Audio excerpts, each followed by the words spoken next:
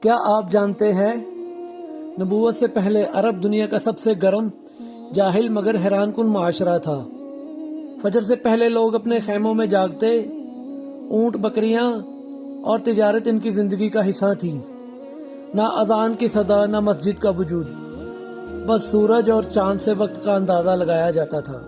دوپہر کی تپتی دھوپ میں مکہ کے بازار گونجتے، قافلے یمن اور شام سے مال لاتے، سوق عکاظ میں شاعر اپنے اشعار سناتے اور لوگ فخر سے ان کی باتوں پر داد دیتے۔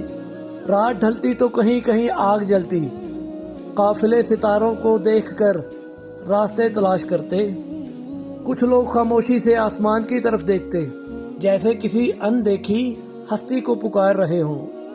اور پھر اسی سرزمین پر ایک نور اترا، جسے دنیا نے محمد صلی اللہ علیہ وآلہ وسلم کے نام سے پہچانا۔